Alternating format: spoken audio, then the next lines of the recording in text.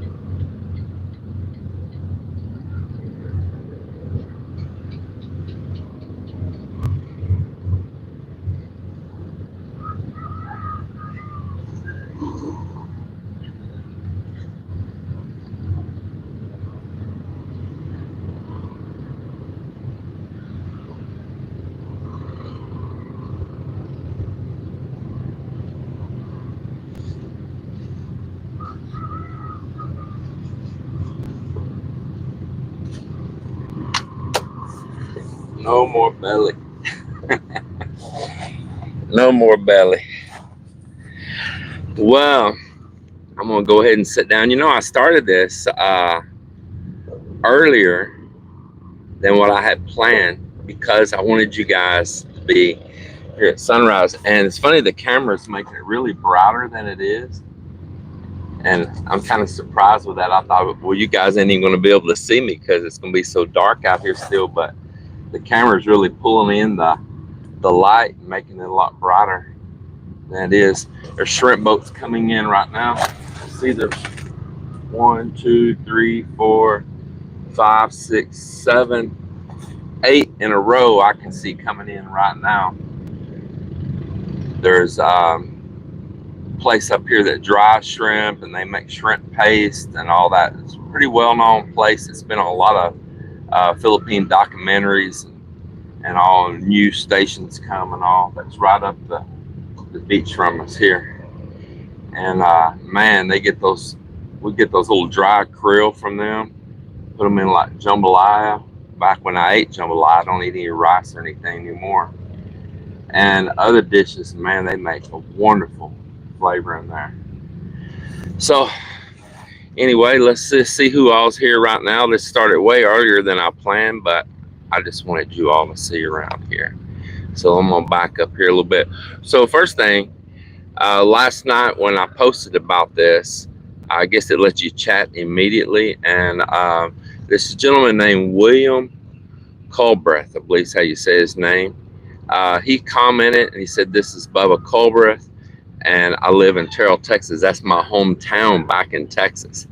And it's a small town." He said, "I will be out there permanently. I got 1 year, 9 months to go." And he had reached out to me here recently a couple times too, and I thought it was pretty darn cool that he's from my hometown. I don't know him personally or nothing either. And he found me, and he didn't even know I was from there. He said, "I'm from Terrell, Texas." He didn't know that I too was from Terrell, Texas. And we're a small community. It was really small before, but everything in Texas is just blowing up and growing so fast right now. So I just wanted to recognize him, and because he had commented when I very first posted about this. Texas Bubblehead, good to see you. Now, I'm not using anything like StreamYard or any of those other softwares, although I do have it. I just have chose not to use it, and we'll just stay old school and simple here. I'm not going to have the banner popping up and picking and choosing. So we're just going to keep it simple, and hope you all enjoy behind me. There's a gentleman, he picks up like different color stones off the beach, and that's his little source of income, is he'll sell them to people and all, and they'll also put them up around by their houses, decorate like Melinda does. He's out here every morning, and a lot more shrimp boats coming in too, a whole bunch of them. So let's see what else we got going on here.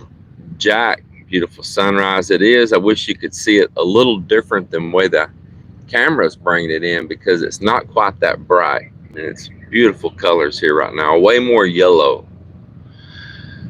Let's see who else we got here. We got David Lehman, good morning. James Thompson, Brian, and Jamaica's Life Story.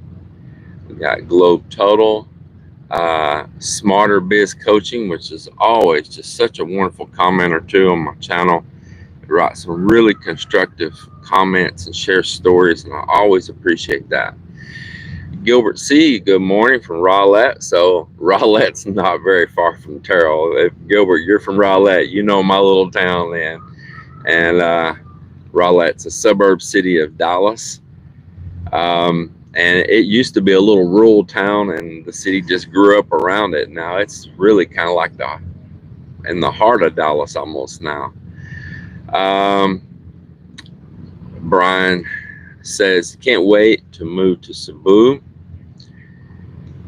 Richard, hello Richard. It's always nice to hear from Richard. Hello from warm Maine. It's nice and toasty there, huh? See, Brown James is hunting meat. I tell you, man, I done cooked me up some eggs this morning, just eggs alone, nothing with them. And I guess I'll start out with that topic for today, as I'm kind of letting some of you come in early here and all. 82 already watching, and I started this early, so that's pretty cool.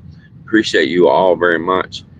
So if you want to know if I'm still on my elimination diet. I am hardcore still on my elimination diet. I am, and I am proud of it. I'm proud of the results. I got a little gecko climbing on the screen here by me. Kind of funny.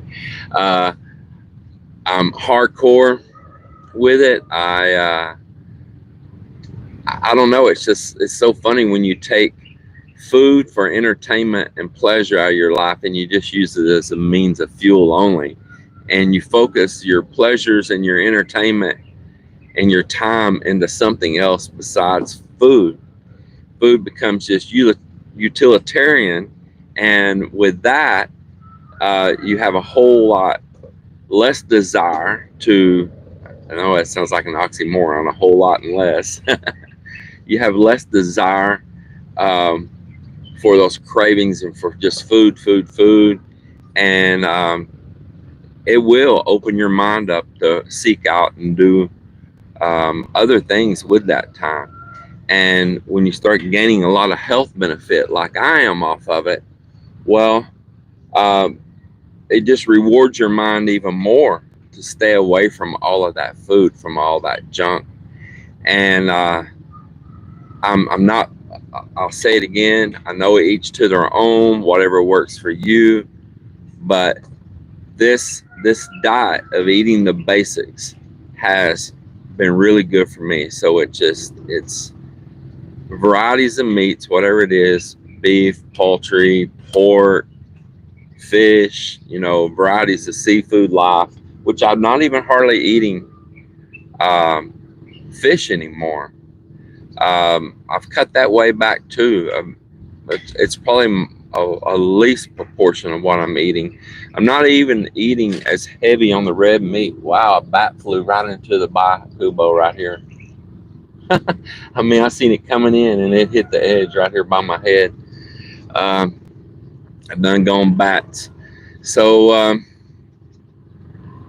anyway, I just my overall eating is cut down. I drink a lot of milk, whole milk or full cream. I eat pure cheeses, and that's about it. Every once in a while, I'll eat some kind of vegetable, but I'm very limited on that. But I do incorporate some vegetables, and I always incorporate pomelos, which are very similar. That bat's crawling around up there, very similar to grapefruits, and I enjoy those, and I eat those. Mel and I'll sit down and eat one of those together.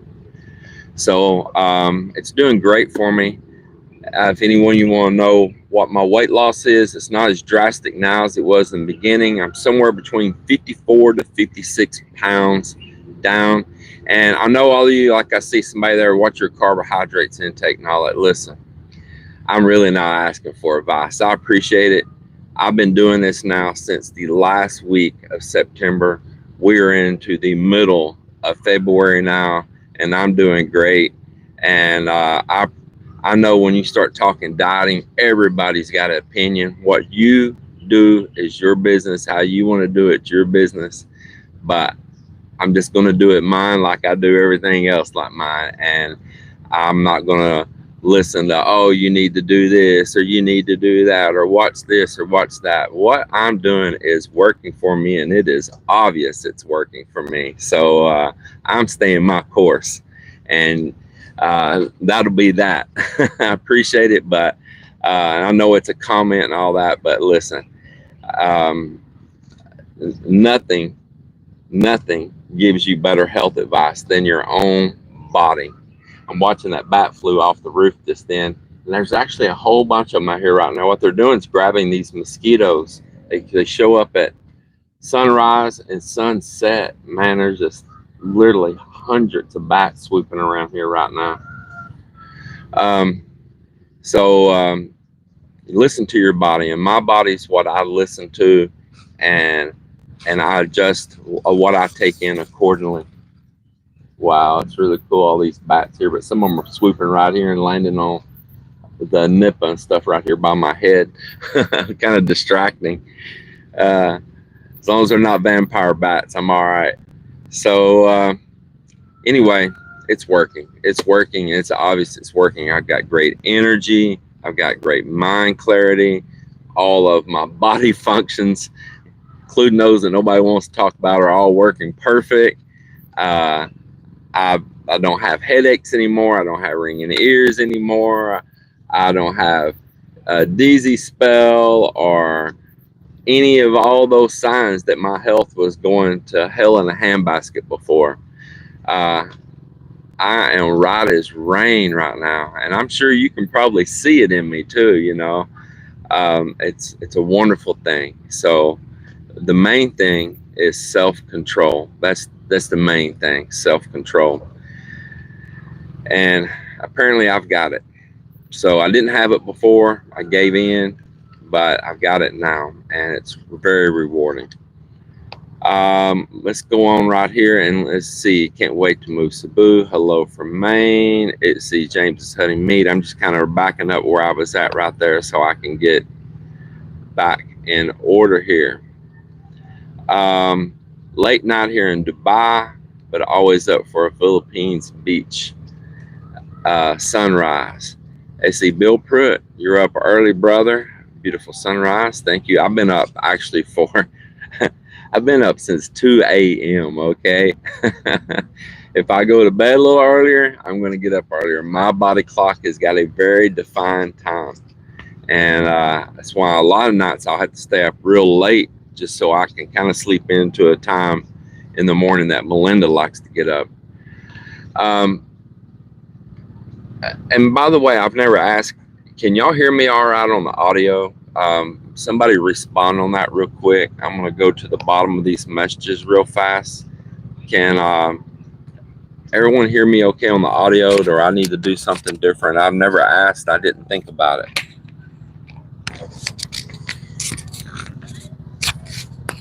It sounds great. Well, I've got these little microphones right here.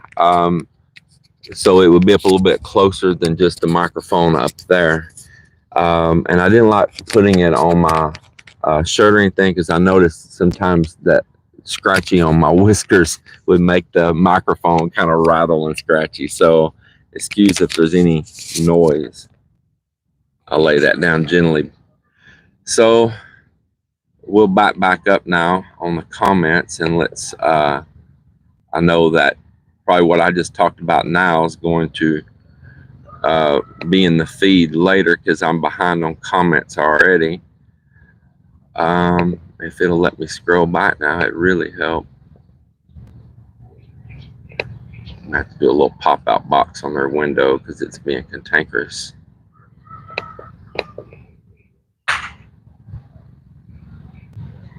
Bear with me here, please. All right, I might do a pop-out chat.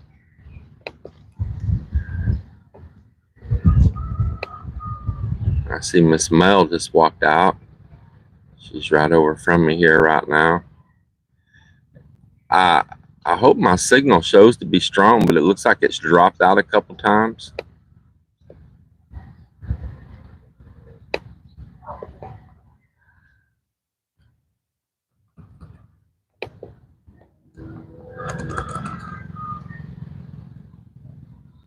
Well, I don't know why this silly thing does not want me to scroll back.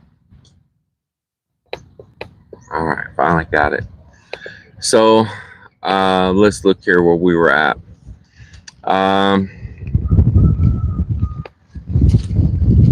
It might be a little wind just now here. It might blow in that mic.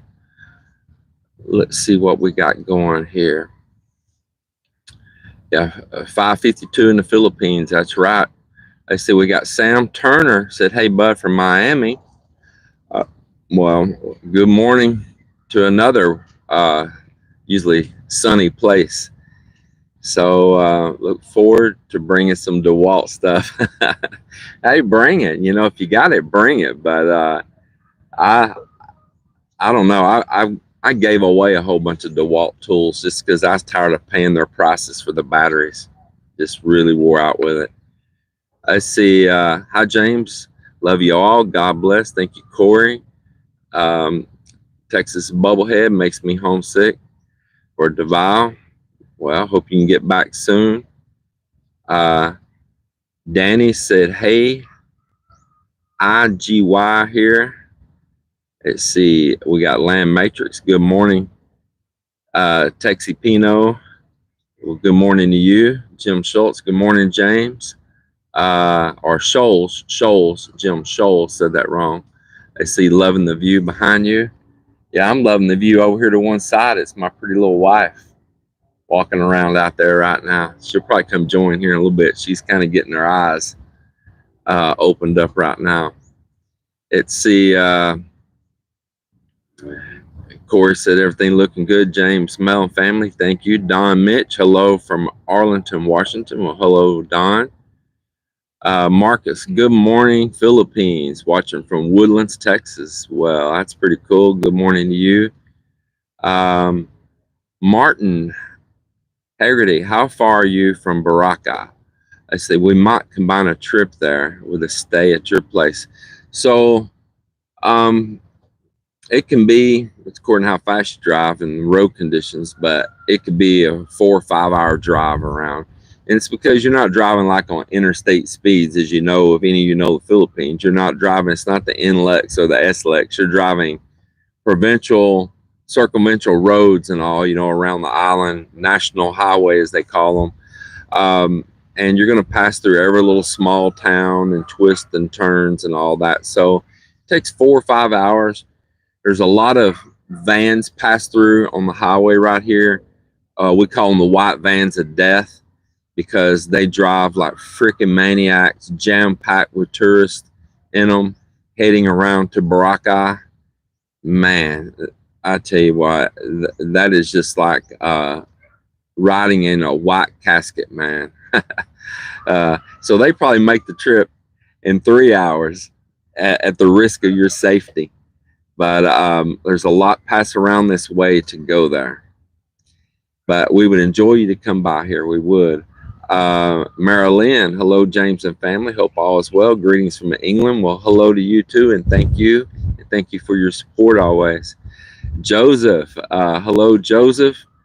And Texas Bubblehead. He grew up in Ennis, but sadly in Florida now. Now, Ennis is a town about 2 towns over away from my town in Texas. In fact, we've been there and shown it on video before. There's Miss Mel right there. She done grabbed up some rocks. You know what, babe? Why don't you grab you a chair and come join in with me? And let's see what else we got right here. Chad, hey, big guy. Well, hello, Chad. Danny. Never as nice with camera. No, it's never as nice with camera. I'm telling you, it's showing it so much brighter than it really is. It's still kind of, you know, that dawn look here right now, yes. But the camera is definitely showing it brighter in the mouth. Yes, it's brighter, but plus the sunset is about to come out. Yeah, there's times though, the way you'll get like right there or my head or something, my big head blocker or something makes it a little better. Put the big head blind on. Let's see what's happening here. Is the live stream still moving? Because it shows on my laptop buffering. I checked that one earlier. Seems like okay now. But on my laptop it's buffering. So I'm gonna do a little refresh here. And see. The internet was strong. Yeah, but some reason the laptop lost it for a second. Yeah, and I couldn't see any of your comments anymore. In fact, it took away my pop-out window also. So I may not be able to keep with every person's comment, and I apologize. And it's giving me a little technical difficulty here, because I'm not really a all the time live streamer. See how that does right there, Mel? It's like it don't want to let you scroll up as soon as you touch it in certain places, it disappears. Yeah, do you know in my phone it's also the same like that? It's upgrade, you know, the software, it's changed a lot. What's that? On my phone. Oh yeah. It's changes. So anyway, we had right here, we've got Douglas Dole. Hi, James, from Clearwater, Florida. Grace, it's 3:54 in Alabama in the evening. Yeah, that's when a lot of my viewers are online. Yes, you have Is in the 100 morning time here right now. Yeah. Um, let's see here. Mike Shannon, shout out to Rio Hondo, Texas. I actually don't know exactly where Rio Hondo is. Is that down? It must be in the southern part of Texas, maybe down near the border or something. Uh, right there, and I'll see it there later, and you can educate me up. Corey Ross, always watch, gets me through stressful days, so I appreciate that. Joseph, morning from Cebu. You got a chair. She got a plastic bucket. Filipino chair. You're gonna be riding low right there, baby. All they're gonna see is the top of your skull. We need to get you a high chair. It's all right. 37 Fahrenheit there where Richard's at right now. Not missing it. Philippines expat retirement. Good morning from Negros Oriental. Well, good morning, you too. I sure like it down there. I tell you, I see why a lot of people go down that way. It's very nice. I like it here and I like it there too. I've always liked Negros though. It's a beautiful island. Yes, Beautiful mountains through there. Negros is a quite big island. It is. And, Joseph, Richard, were you Maine? Little crosstalk right there. Corey Ross, you know that James and Mel are always family to me. That's cool. Appreciate. yes, thank you. Danny lost 95 pounds on it, just now maintaining. So I've slowed up a little bit on my dropping weight. I'm not doing like leaps and bounds off like I was, and I'm okay with that because I'm at I'm going into a pretty healthy weight, but weight's still coming off, but at a slower pace, and I don't want to do nothing drastic. I don't want to become unhealthy with a diet. So if it's got most of the water weight and the bulk of that real fatty weight off, and now I've got some that's going to be a little harder to burn, I'd rather that go down slow. Now, another thing that's happening is I'm very active, and I have that gym set that I go spend more time on than even Melinda knows because she goes to bed and I go upstairs a lot of times late at night, and she don't even know that I'm up there because she's already in Snoozeville. And I have been exchanging fat for muscle mass, and muscle weighs more than fat. So that's some of the effect that's going on right now too. And man, even my calves and different places I have really been building up. And I'll do upper body workouts and then I'll do lower body workouts. So that's another reason too, is that I've been putting on muscle density and getting rid of the fat. Where are we at right here now? We got Smarter Biz Coaching. Yup, it's mind over matter. It absolutely is. And it's just easy for me. I just stick with this diet straight on, don't I? Yeah, sometimes. No matter if we go wild or anything. Yeah, he's really what you call restricted on this. I am. Sometimes even when others tell me, "Oh, you deserve you don't have to be that strict. You can do this, you can do that." Those are the ones that'll set you up to fail, man.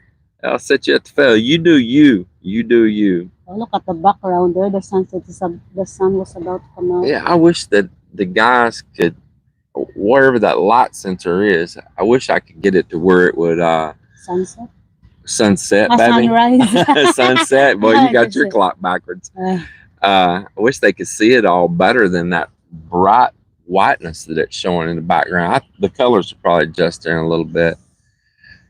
It is so nice here in the morning. It is so nice to hang out here on this Bahay Kubo. It is. A lot of people are hanging around. Sam Turner, I'm eating meat, eggs, cheese, and water, and DeWalt. It's so funny. Joseph, good morning. James, 2257 in Europe, the Netherlands. So I always appreciate Joseph, even though he types in a lot of language that's from there. I always get the gist of what he's saying, and I always appreciate his comments and his humor, you know. So I thank you very much, man. I really do. You just keep on doing you too, and commenting and being a pleasure to see always when you pop up. Mike Shannon, just watch your carbohydrates. Yeah, see, that's what I appreciate it, but you do you, Mike. You do you. James Thomas, spouse from his spouse is from Ilocos Norte. Is he here in California right now? But the tentative plans are to be back in the Philippines this fall. Hope to keep in contact through the vlog. Well, appreciate that.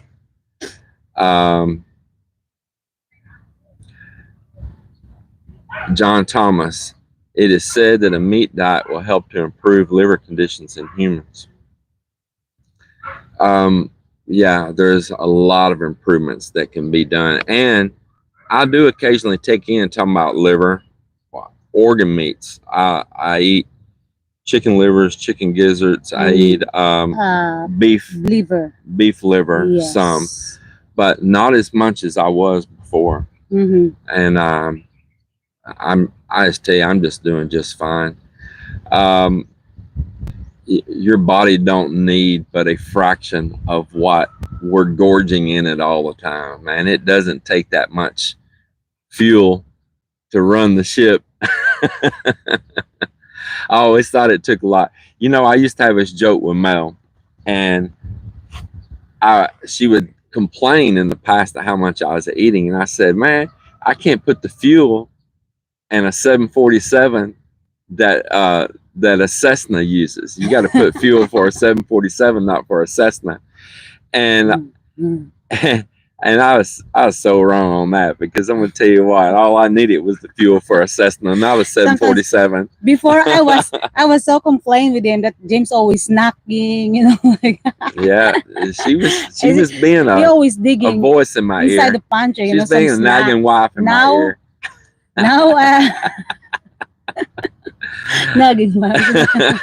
Now he's not even touch the bread, or even there's some chocolate there inside the fridge. You know, he doesn't care about it anymore. Yeah, like she had bags of chocolate before. Those you know, those little small Yes, ones. I always keep Before those hiding. suckers would be gone, man, or she had to get these strategic hiding places. Why eat one when you can eat 10?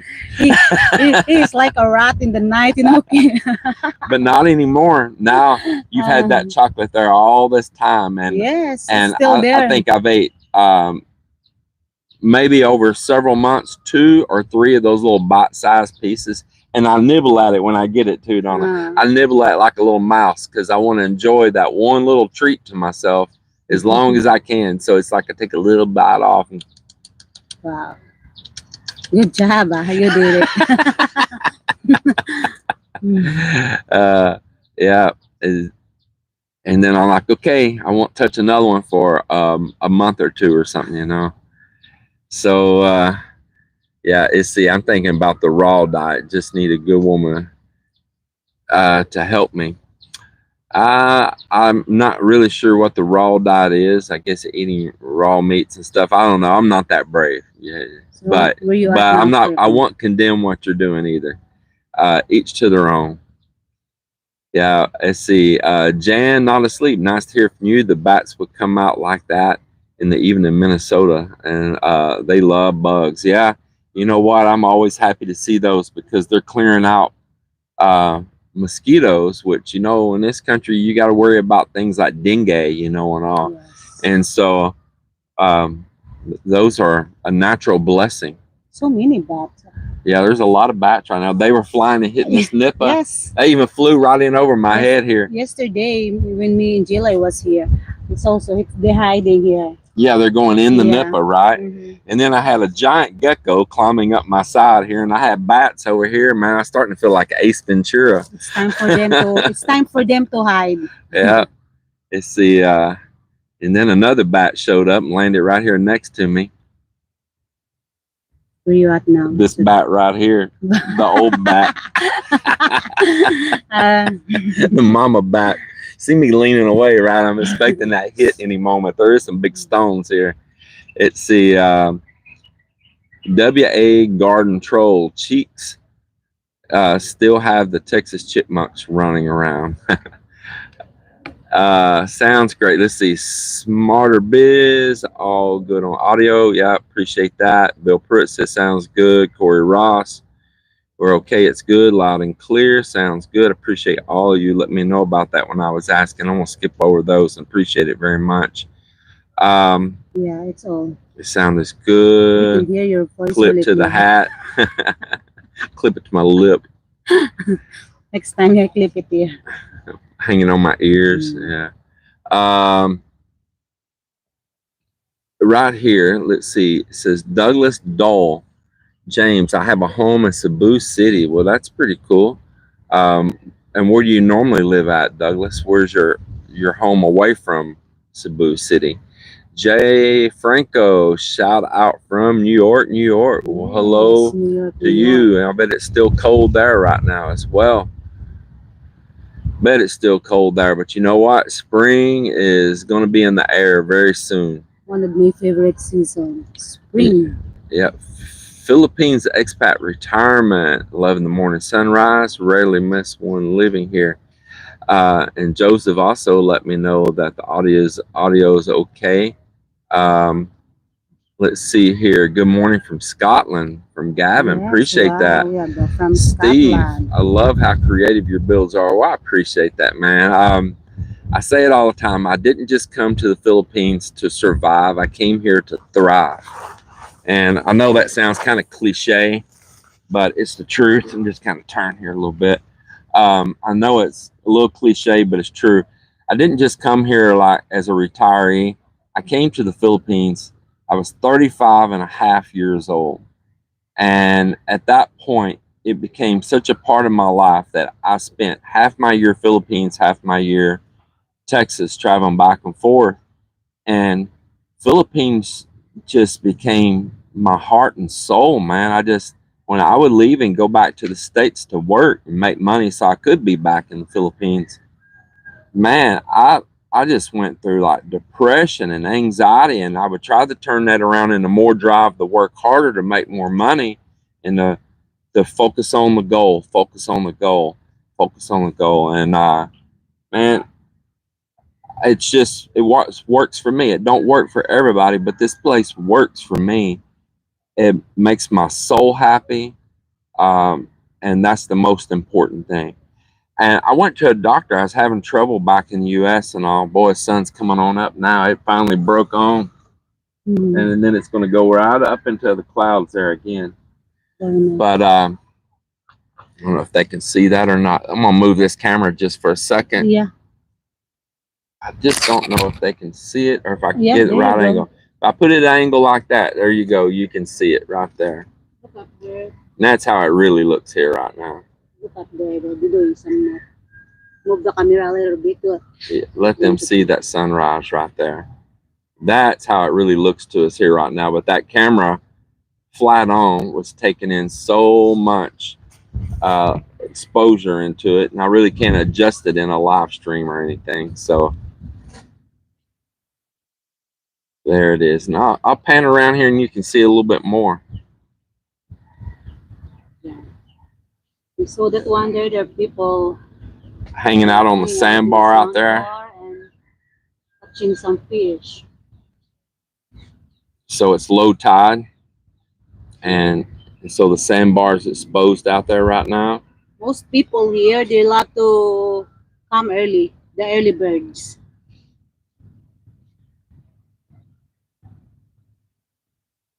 Yeah, so those guys, they've got a net out there right now, and they're about to pull that net in the water. Those three you see out there on the sandbar. Yeah. And step over to one side there, Mo. You're blocking the view, girl. You're blocking the view. And just out past on that sandbar, there's like a little bit of waves rippling on out past that, and that's another sandbar. And so there's like a little low, and then it comes back up, and you go out there, and right now that water's probably not even where it's rippling there. It's probably not even 6 inches deep at that spot. and you can go out a pretty good ways, and there's a boat out there in the distance, and there'll be another little valley, and it comes up again, and way out there where that boat is, that water's not even, when low tide like this, it's probably not even 3 foot deep right there. You can even see the third shallow there. Yeah, going way out, man. That water's not even 3 foot deep. So like if we took the boat out right now, the Sea Ray, and it's still able to be put on the water, it still runs and stuff, just don't have a lot of power, but we can get out there and slow cruise around. I'd have to raise up the outdrive, and because I could barely get enough draft over that shallow way out there. And sometimes Marvin and I would actually get off the boat and just walk it across.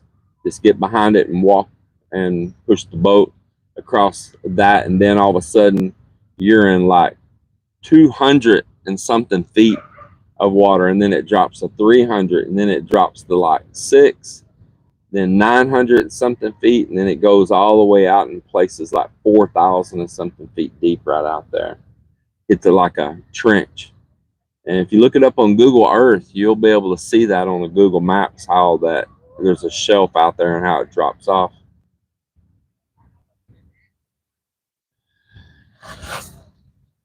A little bit of the view around here. Let me put this back over here. Yeah, I wish that was a little bit better for you guys, but that sun's just blowing it out right there. Well, let's talk a little more. Let's see what else is happening here.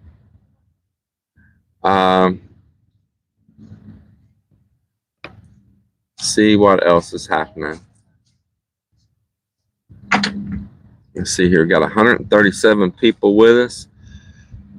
If y'all wouldn't mind, if you're enjoying hanging out, and I'll take a little time, hit that thumbs up there for me, please.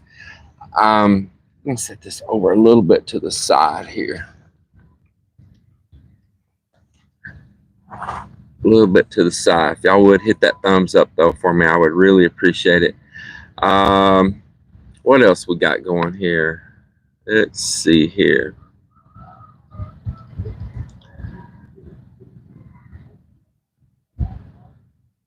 Yeah, lives are always a crapshoot. I have the same issue. Yep. Gavin, good morning from Scotland. We were there. I love how crazy your bills are. We were there. Love how folks are here from all over the globe. This beats any TV channels, I tell you. Watching a beach view is beating any TV channel. Just hanging out. I appreciate you guys all joining in and hanging out here. It's really stretching my Wi-Fi to get all the way out here. Now, I set up my Starlink, and it's right here nearby, but I'm still using my PLDT because Starlink just did not have the bandwidth and the upload speed that my PLDT does. So we have this mesh network system here at the property. It's got those little nodes, you know.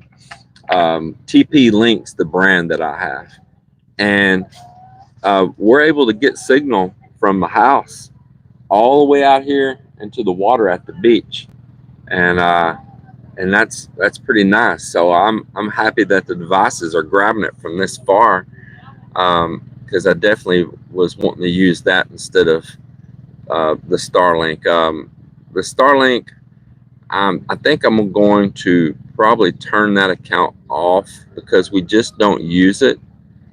My PLDT has become really stable over the past while, where it used to not be, and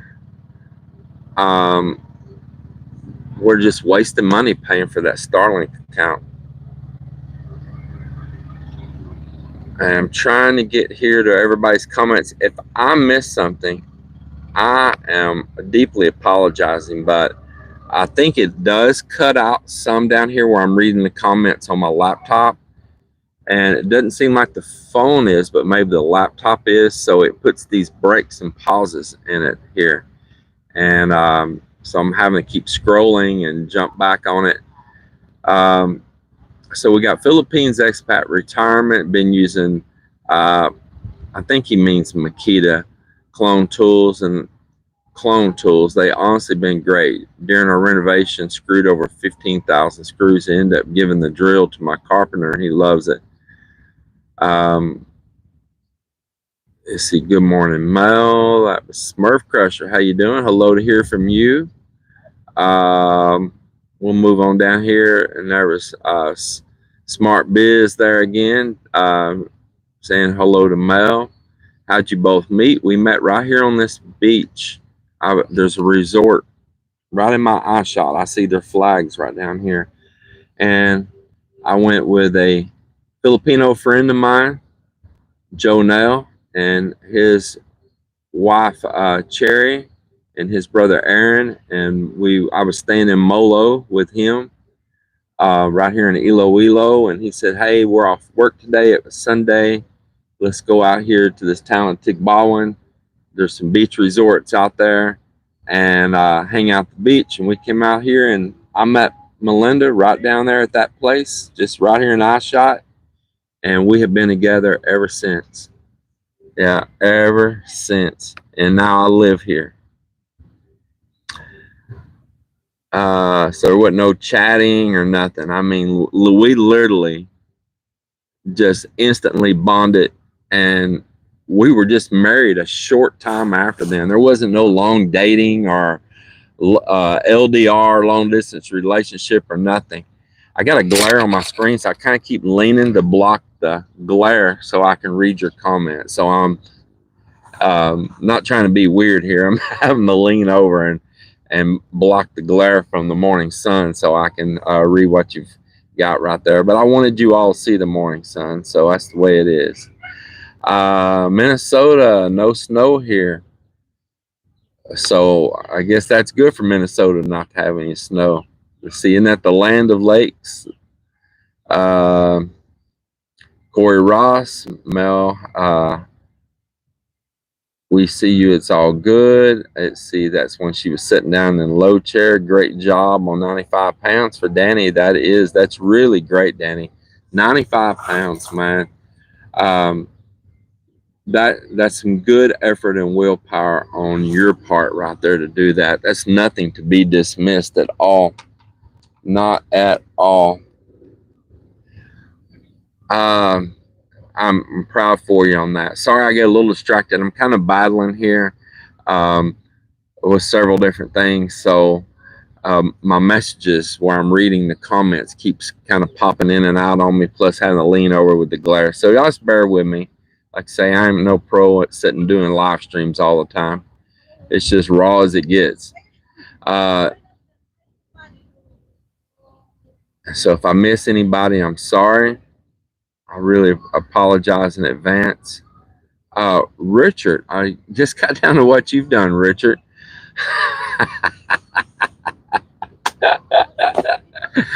Oh my God, it's so freaking hilarious. Boy, Richard Lyles, he sent $20 and he tagged it as Balut for Jenny.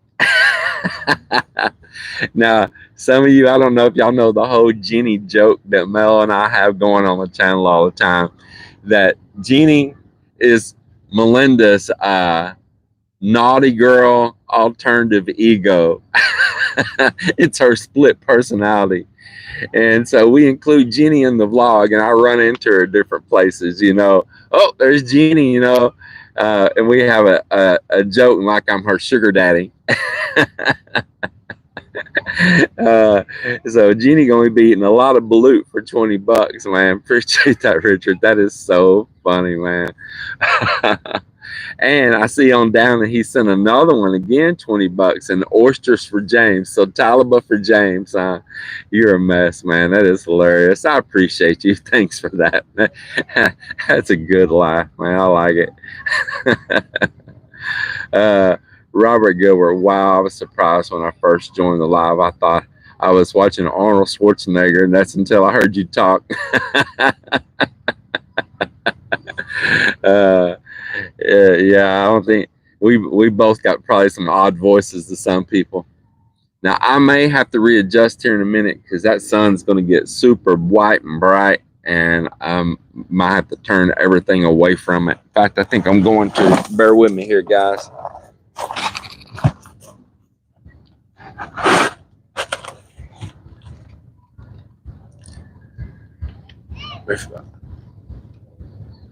I wish it was some way y'all could enjoy that more, and I have to look at my head. Well, I tell you what, I'm gonna let y'all just watch the water there for a second. I'm gonna sit over here to the side and read your comments, and I'm right here with you, and y'all just enjoy looking out there at the boats sitting on the water, and they can't come on in. So those boats you see sitting right out there, they're wanting to come on the shore, but the tide's too low for them to go over the sandbar. So the crew's just out there waiting. I see one crew's trying to push one forward right now. You'll see it.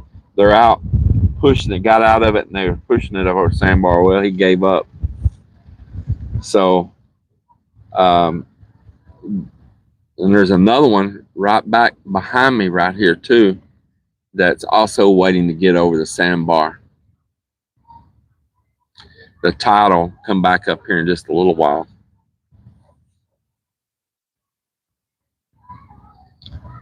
Let's see what else we got going on here. Let's see. The new Wrangler. Trevor, hello. Good morning to you, man. We're looking forward to getting back there. Well, I'll tell you what, we're looking forward to seeing you again. I really enjoyed your company when you come hung out and all. It was a good time. He is over in Negros and Negros Occidental, and he bought some property there, and they're looking forward to getting back over and doing more to it and all. Actually, his property is, if viewers going like a bird flies, would be right back over my shoulder. That's Gimmerus Island there, and Negros is all back on the backside of Gimmerus. Of course, Negros is huge, and if you flew like a crow, his property would be straight that way, going down towards like where Kabaklan and all that is. Move that back around right there. Y'all see enough of my ugly face all the time in the videos. Look at something better. Let's see here. Let's see. Will you watch the Super Bowl tomorrow morning? I probably won't. I might, now that you said something. I didn't even realize. I'm so out of touch with what's going on back stateside. I'm so out of the scene with all that here. Pretty much a lot of the major news and everything. I just kind of close my ears to all that and live in my own little world here. But I do like the entertainment with it sometimes. But Mel and I, when it started becoming a platform for people to protest and disrespect our flag and our rituals of America and all, I was done with it. So I know that maybe it's try to recover from that, but it was just a tipping point for me, and I'm just not really into it anymore or follow it anymore. It's just everything became grandstanding and political on every caveat of everything back home in the US right now, and I just burn out with it. And part of the reason I just enjoy to live here, and I can do just fine without it. But I hope everyone enjoys it. I might peek in on it or something if I'm able to online here somewhere. But I couldn't even tell you who went or anything. I'm just so out of touch. You eat you eat the bugs and be happy. Yeah, not sure the context there. Let's see. Let's see right here. Your Sorrel Falls adventure while you were looking around Dumageddon was fantastic. I appreciate that. That is one beautiful place. My goodness, I go there again in a heartbeat. Let's see, we got right here. Boy, I got bright sun in my eyes right now. Yeah. I mean, oh, it's a good day, James and Mel. Let's see. I'm a long time viewer. First time say hi. Well, thank you very much. I appreciate you. Oh, by the way, man, while you've been gone, Richard Lyles, he sent. Well, if you see Jenny, Oh, balut for he Jenny. sent $20 for balut for Jenny. So, well, I'm gonna tell to Jenny Yeah, well, you tell her on then. behalf of her. Yeah, you Thank you. tell her sugar Thank you, daddy misses Richard. her. Yeah, and I got an extra $20. It Yeah, is for what? For Mel? It says Taliban for James. So Oh. wow.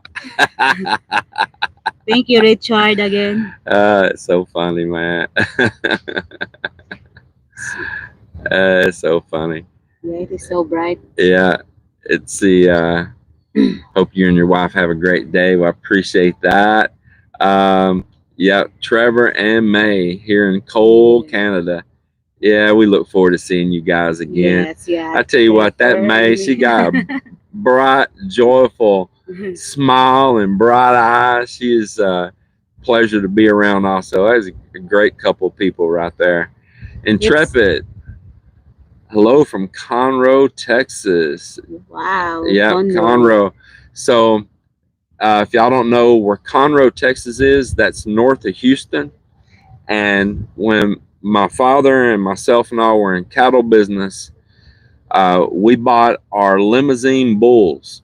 Limousine is a lone black bull, looks similar to an Angus. I remember that, the one that you told me the story. Yeah, and our Conroe's where we bought our bulls from. That place over there, it's very nice. It's all green.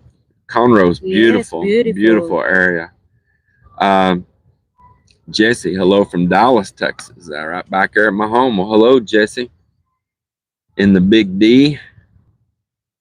Let's see. George Page, the secret to your diet is sitting next to you and smiles on your faces. Mel's not the secret to my diet. I'll disagree with that. Help. I'm being abused here off screen right now. Help. She is not. She tried to contaminate my diet many times. He's hiding the camera now. Yeah, she tried to contaminate my diet many times. Don't give her no credit. She was one of those, oh, you're being too strict. You need to eat just a little bit of this and a little bit of that. That's where it starts. Don't give her no credit. I just noticed you are growing lots of horns on your head. Yes, I really want to see it. They're spiky suckers. Let's see. Douglas, Clearwater, Florida. Nice down there in Clearwater, too. I like that area. And another area I like there was called, what is that? Coral Springs. Is that right? And that's a pretty little area too. I like Florida. You don't want Long Beach? No, I like Florida though. I've been all over Florida from every nook and cranny, and I like the state. It's a cool state. Pedro Ramos, they say good morning from Australia, guys. Enjoy watching your channel. Good day. Keep up the great work. Oh, Mel's being Aussie over my shoulder here now. She's gonna speak Aussie with you. That. Another one that is.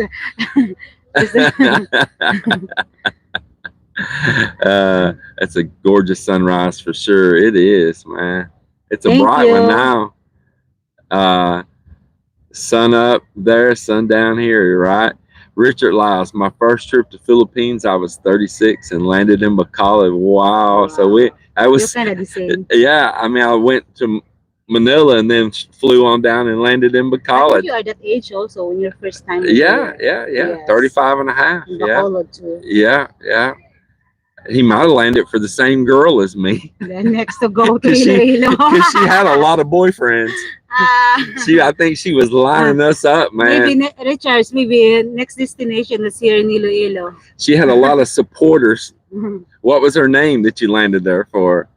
We might have more in common. Because boy, she had the boyfriends lined up, man. She was keeping the calendar scheduled out. Didn't know that then, but learned it later. Yeah. Hi from Toronto, Canada. We are having a hot day. 30 degrees Celsius. Celsius. That's your hot day, huh? Burning up. Yeah. Let's see what's going on here right now. Um, Scroll down right there.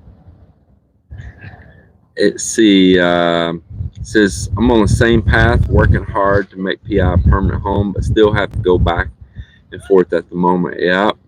Did that for a long time. Danny, how old are you now, young man?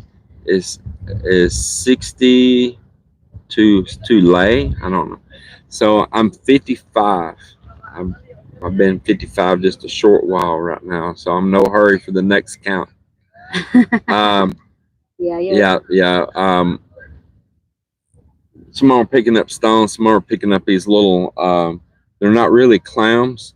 It's just kind of like a barnacle, but they like to cook those also. Yes. Yeah. We call that one here. We showed that one in our previous video that I pick up the stone. Uh-huh. Yes, we cook that one, and the local here they love to eat that one. So the actually it's most local. They have a lot. There are a lot of palm stone because every day they just pick. pick all Grab one of those. stones. Grab one of those stones I put around side there that's got some of them on it.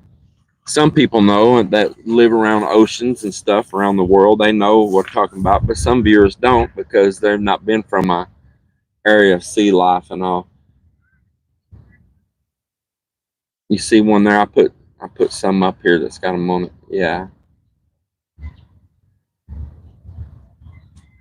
We'll show you here. So this is James Preserve. If he's hungry, he can he can eat this my one. backup. Yeah, it's his backup So food. they'll pick up these stones, and this one's dried out. Of course, it's been laying over here by the Bakubo, and these little barnacles in here. They like to get these stones that they're growing on, and We use toothpick to dig and that they'll one. dig those out just like popping out a snail out of a shell.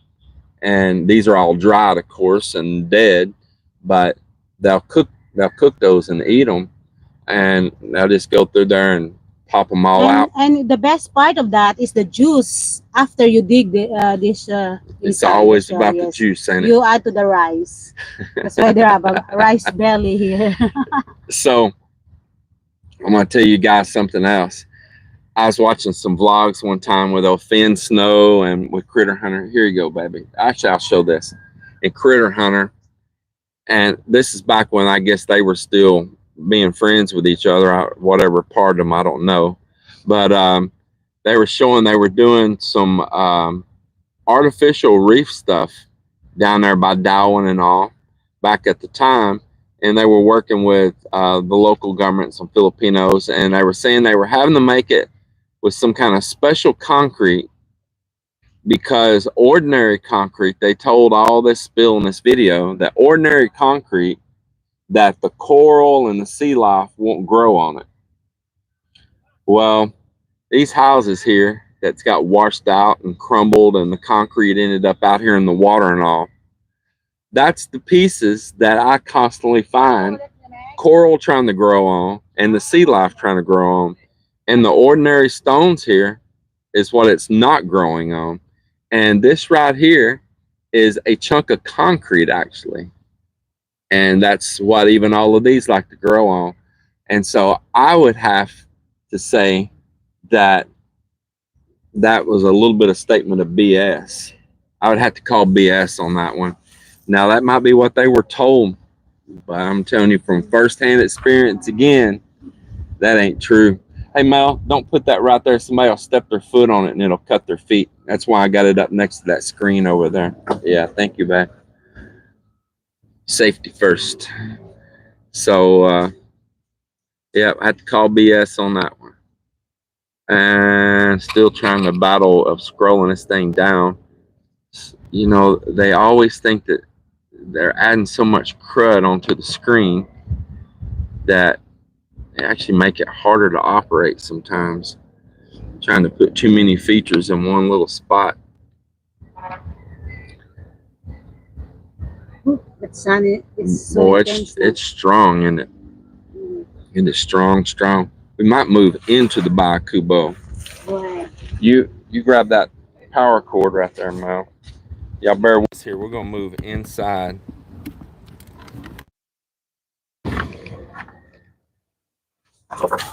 Relocation. I think you need to sit with one there. Right here.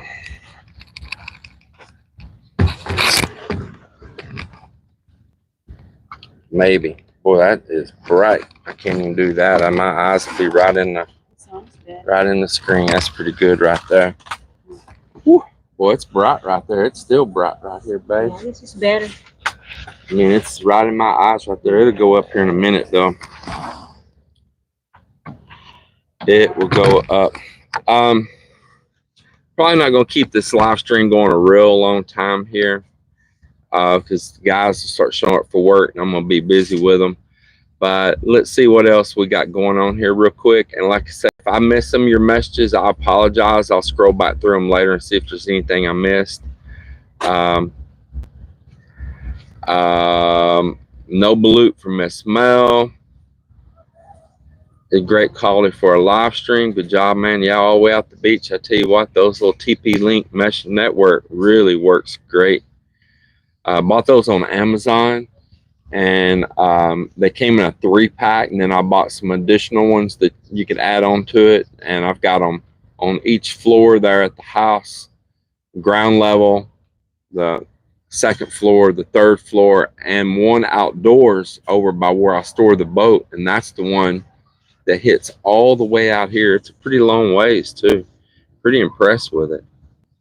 And I priced those same TP-Link units up here in the mall at SM Mall and all, at the electronics area where they sell all that kind of stuff.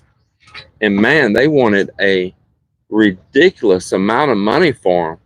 And I got on Amazon and got them with free shipping and all for about a third of the price of what they wanted for them up here in the mall for the exact same ones. I need to drink of that water there. Just water.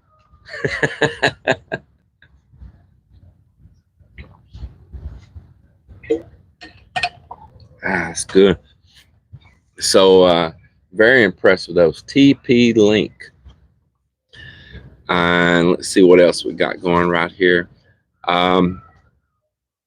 Redneck Garner. Hello, James. Nice to see you live. Thank you so much. Thanks for joining. Trepid smoke on the water and fire in the sky, right? Let's see. I found your place on Google Map once west of Iloilo. Now I don't find it. Well, it's still there.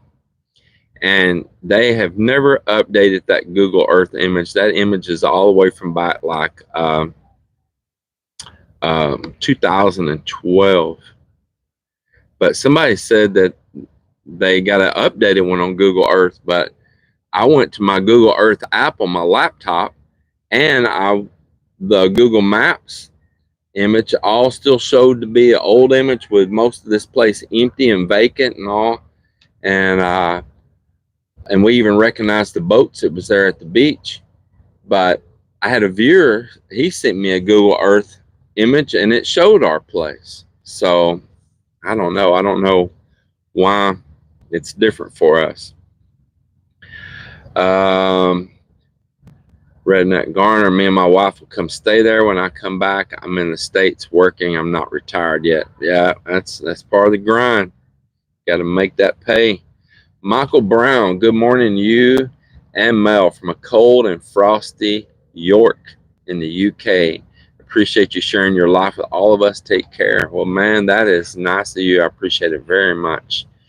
I can't wait until I come stay there for good. I bet you can't. Sam, I'm with you on the actors and athletes need to do what they are paid to do and just leave politics alone. Man, I tell you, everything, even TV shows and all, they try to plant in seeds for agendas and motives and every freaking thing now, man. It's even got hard to watch Netflix because just every show is contaminated with trying to push agendas, you know. So Nor, good morning, and appreciate you. Where you from? And Bobby, hello from Lake Livingston, Texas. And I got another Texan, Randy Lee, right behind from San Angelo. We appreciate both you guys. Gavin, they see how much would one of those boats be? And guessing about 1,500 enough for one with a decent used outboard engine. Well, I mean, they're not going to have an outboard like mine. Mine's like a one of a kind around with an outboard. I got some custom I did and shared it. Most all the boats here are just a little single cylinder gasoline or a little diesel single cylinder stuck down in them with no transmission. Just you yank a rope, start the joker, and go. Get it pointed the right direction and go. And yeah, it's just according, what size. There's just every size and situation on what motor is in it and all that. But you could probably find one as cheap as 1,500, and there might be some of them as much as a couple 3,000 or so. Just according. And then that's not the end of it, because those wooden boats have lots of ongoing maintenance all the time, do they not, Mel? Mm-hmm. Ongoing. I'm going to say bye to everyone. So you're going, what you going to go do? Do all your chores? Do your chores, because I have a Zumba friend coming today. Oh, they're going to hang out here, aren't they? Yeah, so I have things need to do. Anyway, thank you, everyone. Yeah, we have guests here right now, too, which I could say I don't plaster my guests on camera, but I seen them walk by earlier.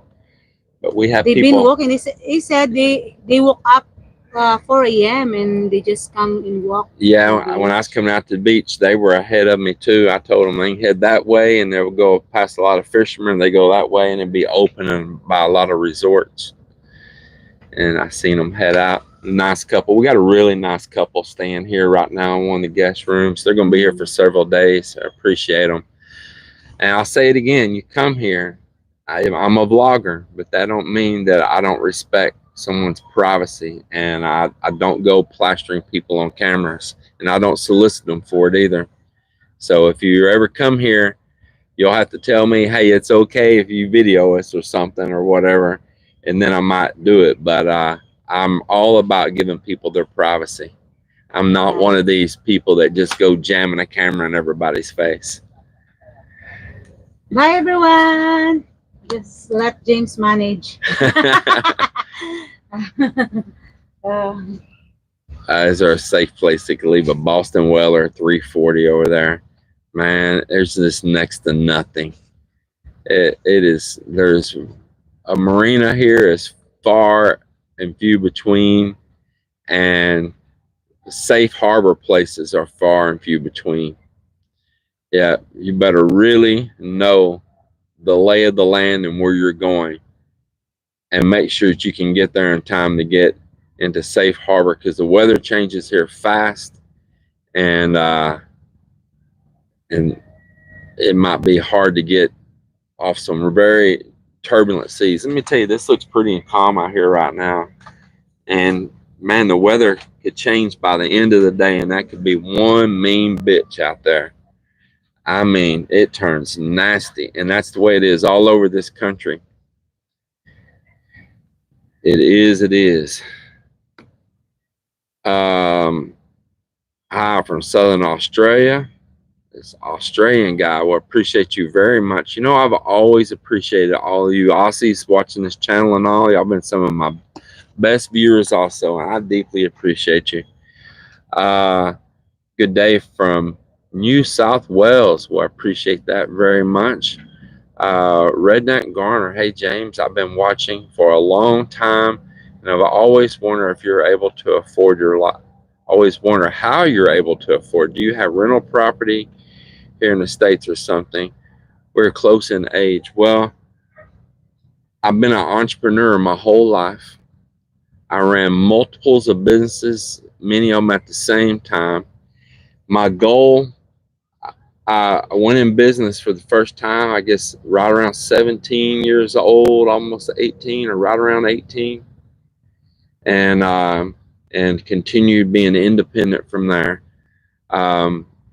So when you work for yourself, it's all up to you how successful you're going to be. You don't have to wait for a promotion. Work harder and give yourself a promotion. Work harder, work smarter. Um, Man, I just hustled. I didn't stay in one business. If it started slipping or something, I would switch lanes into a new business, something you're trending, something that was more profitable, and then I move again.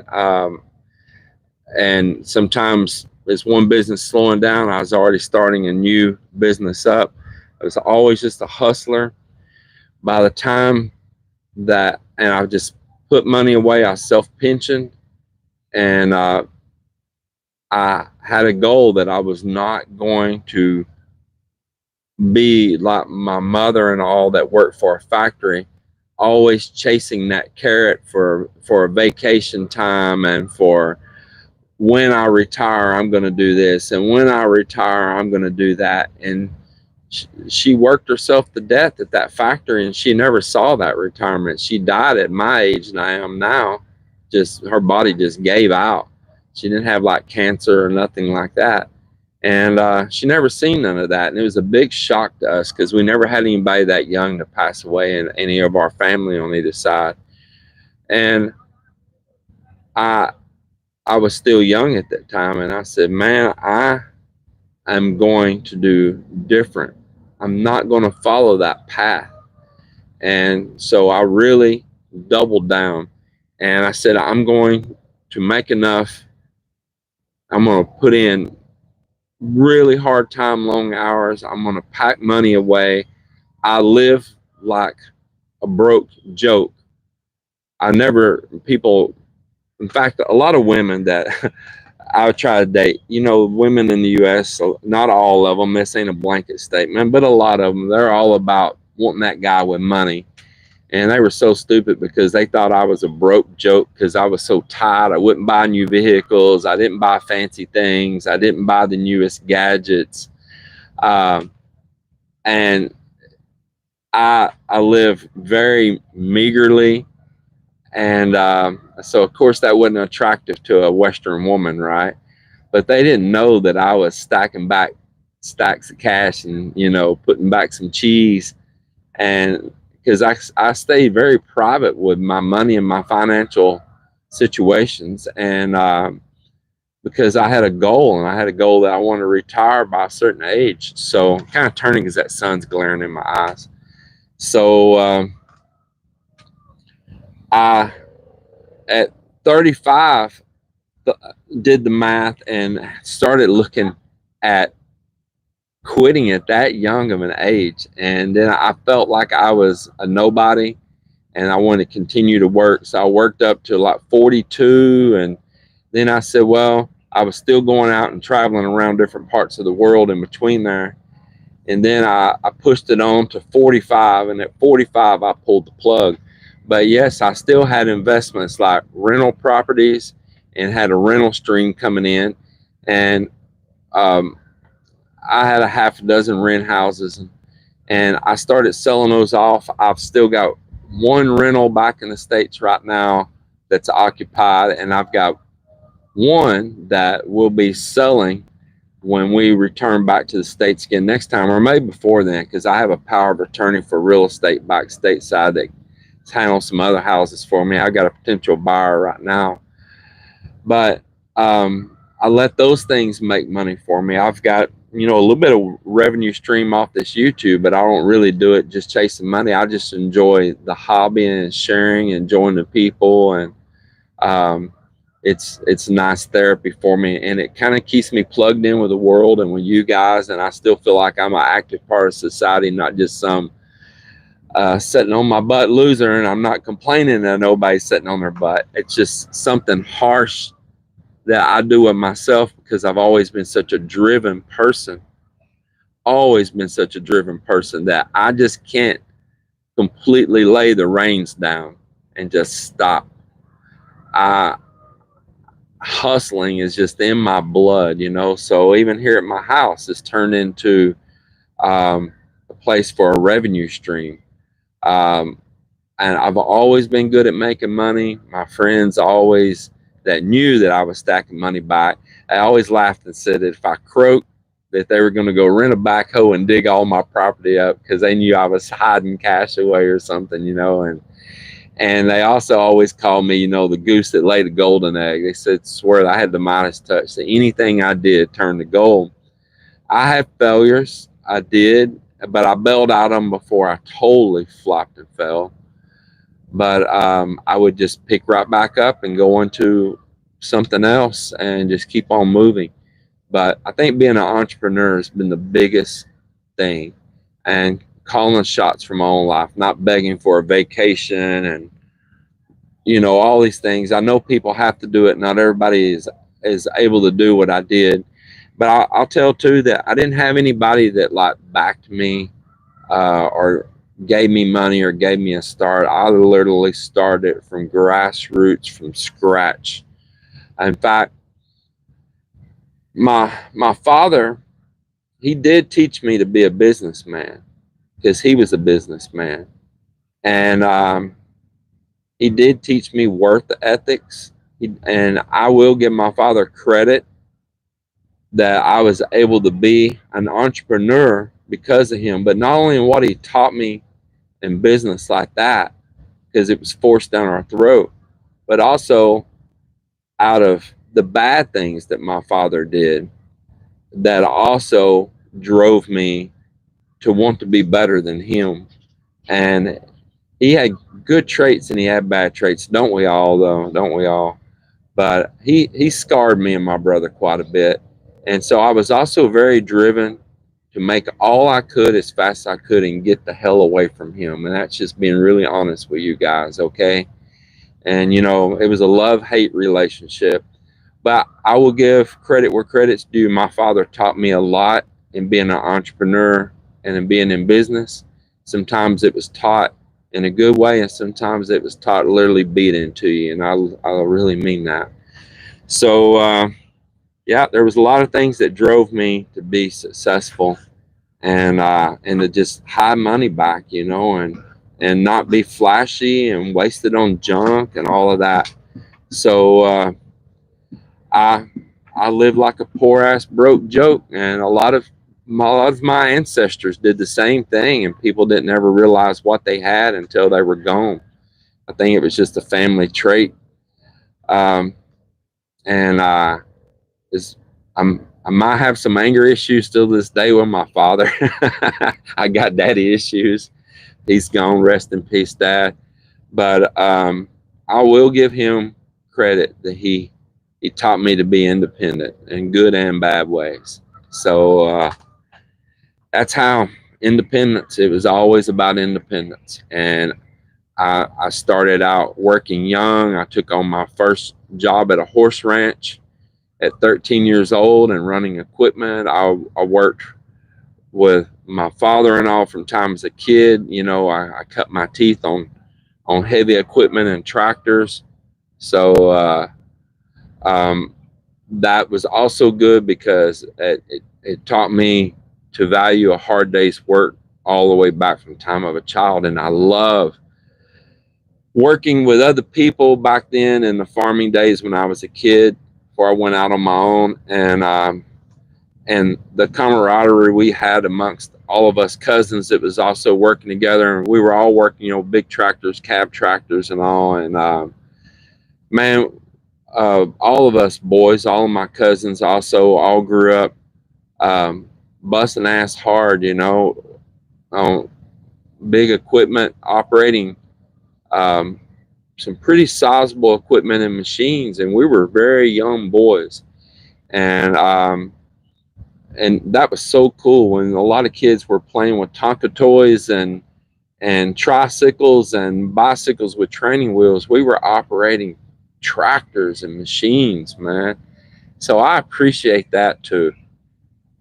I would give credit to my country boy life. Taught me probably the most of everything, and that's just the truth too. And you know that old saying, country boys can survive. That is true. That song is so true. So that's the story right there. And just telling the truth. Uh, So let's move on down right here. Keep living a good life. Thank you. Alexander Evans. Talked for talked for 3 years before I got the courage to take my first airplane ride ever to visit my now wife. Best decision I ever made. I gained a soulmate, more family, and enriched my life with the Philippine culture. Same here, brother. I get that completely. I get it completely, man. This is my serenity right here.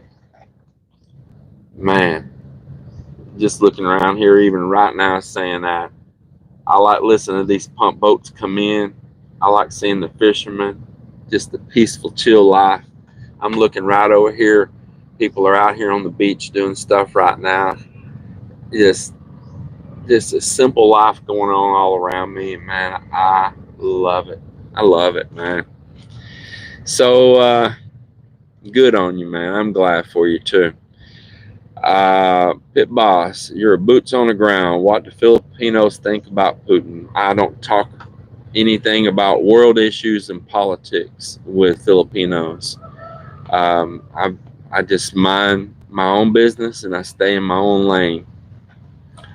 Redneck Garner, Alexander Evans, almost the same story as you. Uh, 2 weeks after I landed in McCall, that same plane crashed. Well, that's so funny, Richard. That is so funny, man. We got a little bit in common. So when I landed in McCall for the first time, there was a storm going on. It was the old airport that was still right down in the city. And Iloilo still had the old airport here where Mega World is now. And I come in, and that plane was landing in a wet, rainy, tropical day. And I tell he was coming in hot and fast, man. And there was all these squatters built all the way around sides of that airport, and all on the inside of the fence, there was all these banana trees growing, and all out by the runways. And we ran right off the runway, and the plane was slapping banana trees, and the front wheel buried in the mud. And they just rolled out the little staircase thing all the way down there to where the back of the plane was still sitting up on the tarmac. And they opened up the rear door, and they're just no drama, no nothing. They're just offloading everybody. Everybody's just silently offloading. There was like no commotion or anything. You could tell a couple people was kind of relieved from holding their breath. And we go in the airport. I meet up with the people that was fetching me there at the airport and all. And we go on out a few towns away from Bacolod up there, and get home. And later that afternoon on TV, on news like TV Patrol, I'm sure you all know what I'm talking about. And all the different news outlets, it's all the story about the plane running off the runway, and they got equipment out there and they're trying to get it out, and it's already nighttime and all. But man, when I was there on that plane and at the airport, it was like it was non-eventful, like it was just nothing, like it's just another day at work, man. But of course, then when the media got a hold of it, woo, it's big drama. And I tell you what, I think I fell in love with the country right that day too. I know it sounds weird, like you almost had a plane crash and you fell in love, but I'm a cowboy. I like that Wild West shit. I like the Wild West, man. So that's funny, man. Let's see what else is going on here. That's funny, dude. It's the where were you at? I see. It jumps on me here. Let me see where I'm at here.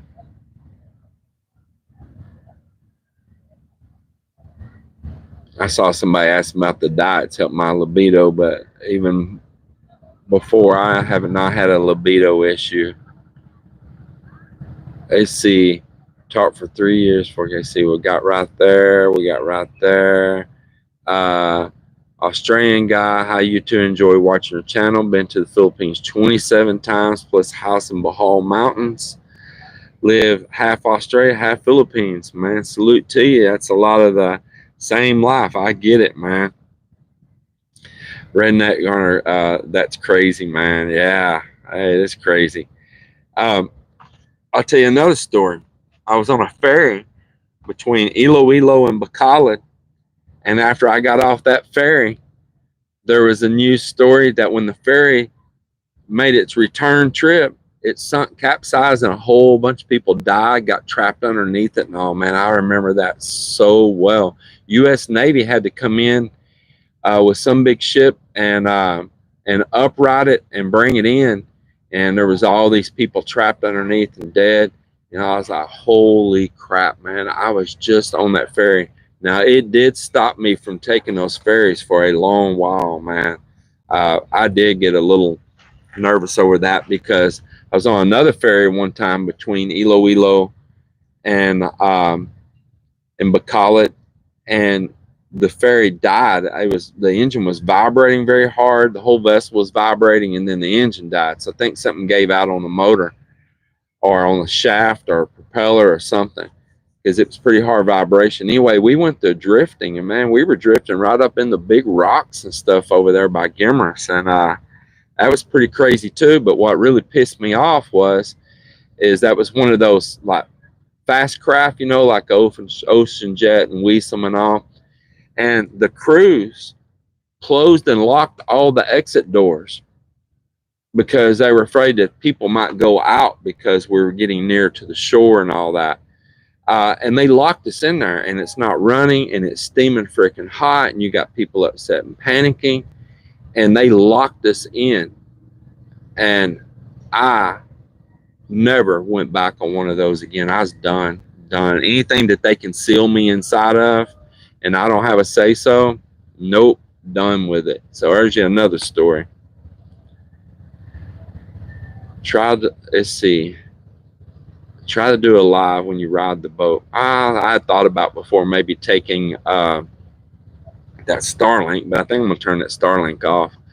But I had thought about taking it out on the boat there with me before. Let's see. Good morning, James. We went to El Nido last week. Man, the sun was brutal. Yeah, that equinox is changing right now, and we felt it over the past few days that time of year is coming on, that dry season, which it's already been dry here, and that really intense sun is starting to set in. That hot time of the Philippines is coming up on us. I see. Thank you, James, for turning on to solar. No electric bills for 2 years. Man, I tell you what, I love our solar. I was just having a good talk with Cap about that yesterday. Click on the date in Google Earth and use the scroll bar to the right. Yeah. I looked at that. It was still giving me an old image. In fact, reason I have Google Earth actually on my laptop as I used to research properties that I was buying using that and doing a history on the property, see what was there before, all of that type of stuff.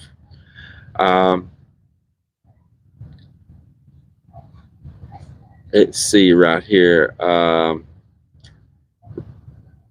Let's see, buying. Let's see, good morning, you guys. Evening here. Still enjoying your videos, James. Love watching your creations. I appreciate that.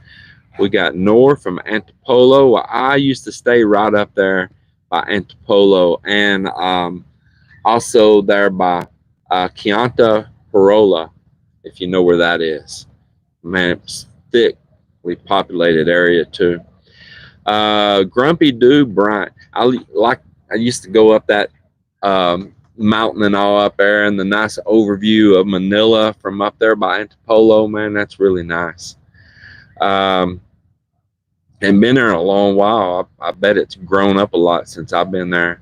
I will be in Manila during the Dive Expo and hope to bump into Justin and Jules' son Elvis while there. Hope to see you and Mel within the next couple of months. Well, man, that'd be pretty cool. And I love old Justin, and Elvis is a cool guy. Corey Ross. Let's see. Bye, Mel. God bless. Let's see. Boat. Bust out another 1,000. Well, that's all right, man. You got to have something you enjoy in life. bust it out and watch you enjoy, because you can't take it with you, is what you guys tell me. Let's see. Winging it, Tracy. Whatever happened to the outboard diesel boat engine you bought? Well, it's still here on the property. I've never started or done a damn thing to that piece of shit. And my credit card company awarded me all of my money back, and so I have a big credit balance on my credit card. I'm in the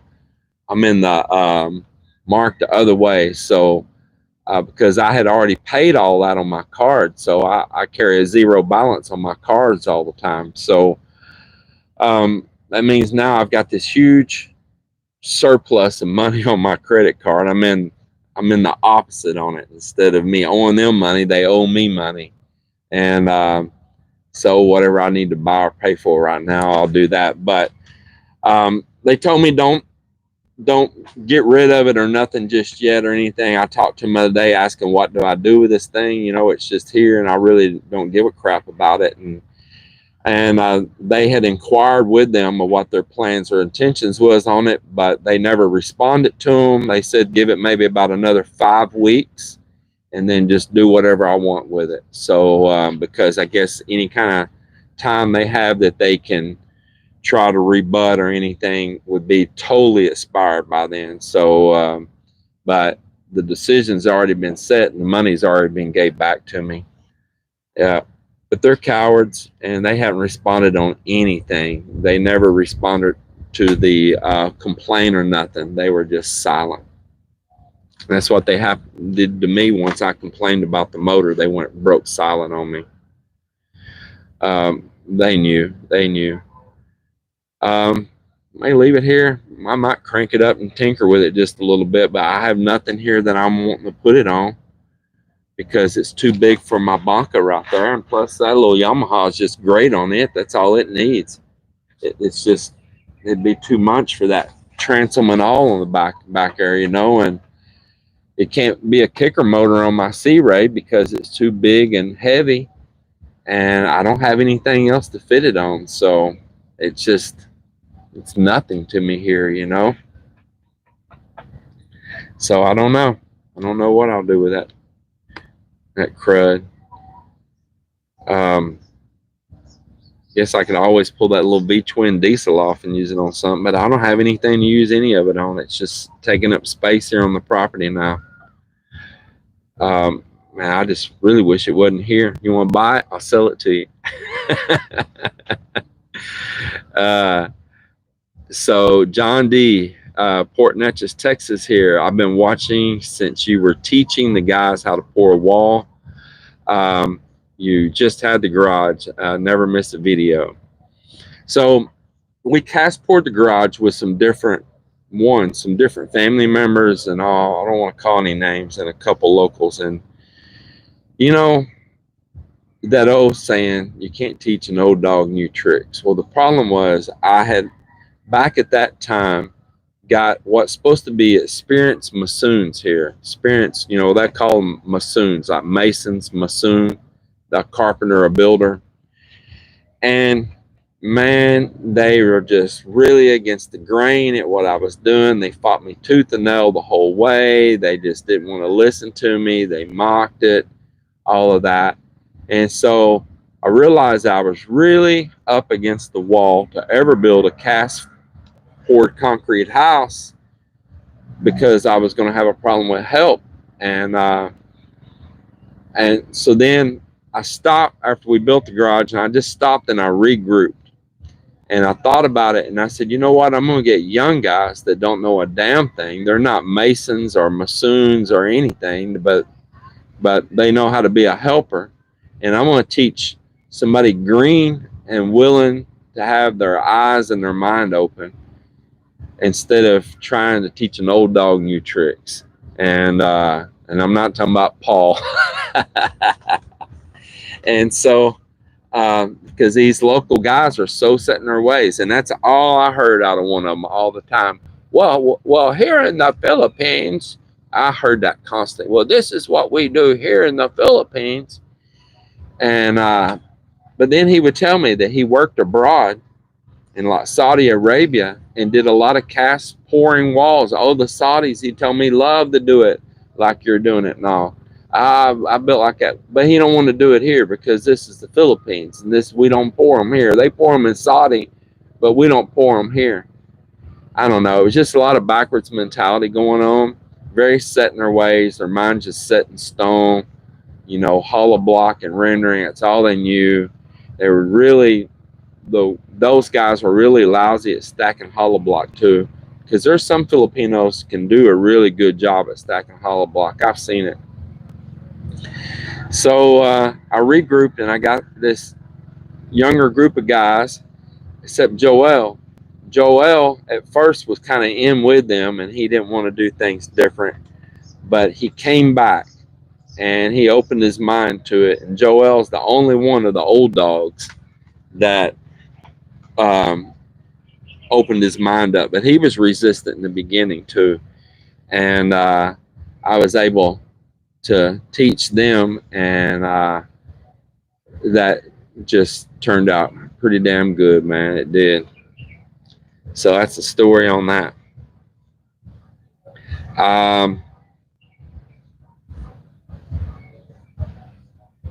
It says hello, James. I think he meant James. How's it goes, bro? Well, it's going good, man. Let's see, John D. Fort Natchez, Texas here. I've been watching since you were teaching the guys. That's one we were just on. We got Trevor here again. Hello, James and Mel. I think I might have seen that one earlier. In search of the best things in life. That's Ronald. Yes, I can tell you. I can tell that you're self-made. I am, Ronald. That's true. Redneck Garner, man, James, an amazing story, brother. I agree with you about not wanting to work for someone and live paycheck to paycheck. Yeah, them ladies, I think, let's see, yeah, them ladies, I think I'm broke. I had an old pickup and an old rundown house. Yeah. I bet, I bet the ones that treated me like poo-poo before because they thought I was a broke joke, they're probably eating crow now. It's the Big Pickle. We're proud for you that you got a big pickle. For example, when you said self and safer retirement, how much would be your goal monthly? I'm trying to do this as well. How much is enough, man? You'll have to figure that out. The lifestyle you want to live is up to you. It's up to you. I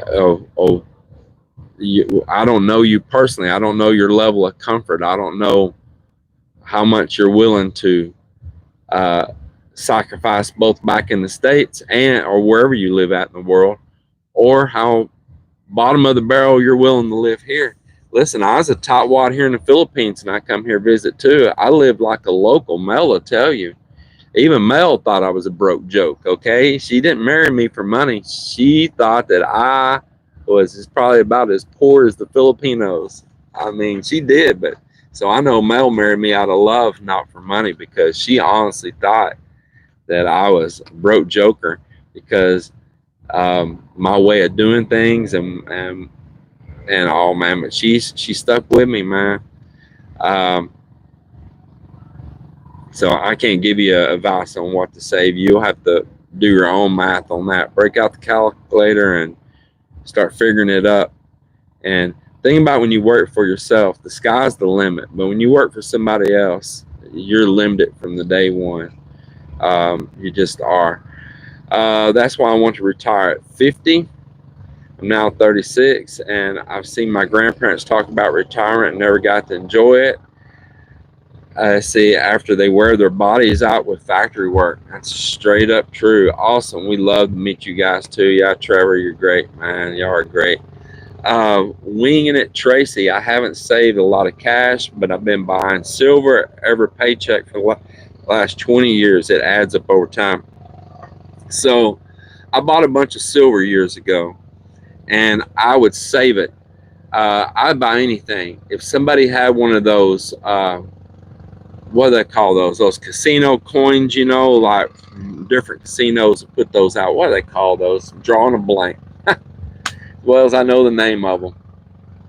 Anyway, people would have those. I'd randomly buy them for next to nothing.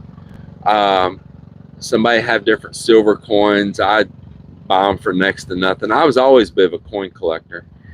And when the USSR went down, I and my brother both bought a whole bunch of silver coins from the former Soviet Union. They were shipped through the mail illegally. I didn't ship them illegally. The people that sold them to us shipped them illegally. I guess you weren't supposed to send that through the mail. But no, not chips. I saw somebody pop up chips. Not chips. It's the coins. It's the silver coins that'll be for each casino. Usually have them. They're big like a silver dollar. Man, it's a different name for them. Not a chip. Anyway, bought all these ballerina coins. My brother bought a bunch, and I bought a bunch, and